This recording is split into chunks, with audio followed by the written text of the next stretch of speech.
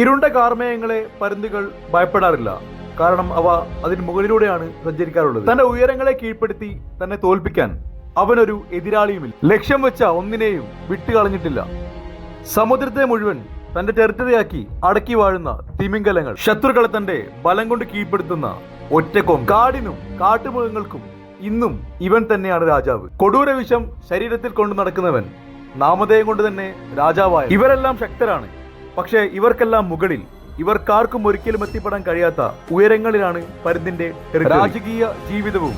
വേട്ടയാടലിന്റെ 40 വർഷം പിന്നിടുമ്പോൾ പരുന്തിന്റെ തൂവലുകൾക്ക് ഭാരം കൂടും, കൊക്ക് കാൽവിരലുകൾ അമിത വളർച്ചയെത്തും, ശാരീരിക വേഗത നഷ്ടപ്പെടും, ഇരപിടിക്കാനാവാതെ പ്രയാസപ്പെടും. ഇനി പരുന്തിന് മുൻപിൽ 2 മാർഗങ്ങൾ മാത്രമേ ഉള്ളൂ. ഒന്നെങ്കിൽ സാധാരണ പോലെ ജീവിച്ച് മരണത്തിന് കീഴടങ്ങുക, അല്ലെങ്കിൽ 40-ാം വയസ്സിൽ വീണ്ടും പുനർജനിക്കുക. ഏതെങ്കിലും പർവ്വതത്തിന്റെ മുകളിൽ പോയിരുന്ന് സ്വന്തം കൊക്ക് പാറയിൽ ഇടിച്ച് പൊട്ടിക്കുക. എന്നിട്ട് കൊക്ക് തിരിച്ചു വളരാൻ കാത്തിരിക്കുക. കൊക്ക് വളർന്ന ശേഷം സ്വന്തം കാൽവിരലുകളും തൂവലുകളും പിഴുതെറിയുക. തൂവലുകളും കാൽനഖങ്ങളും തിരിച്ചു വളർന്നവരെ കാത്തിരിക്കും. എന്നാൽ 150 ദിവസത്തെ ദിനരാത്രങ്ങൾക്കൊടുവിൽ കൊക്കും കാൽനഖവും തൂവലുകളും പുനർജനിക്കും. വീണ്ടും ഒരു 30 വർഷത്തേക്ക് തന്റെ ടെറിട്ടറി അടക്കി വായാൻ ആകാശത്തിന്റെ രാജാവായി വീണ്ടും പറന്നുയരും.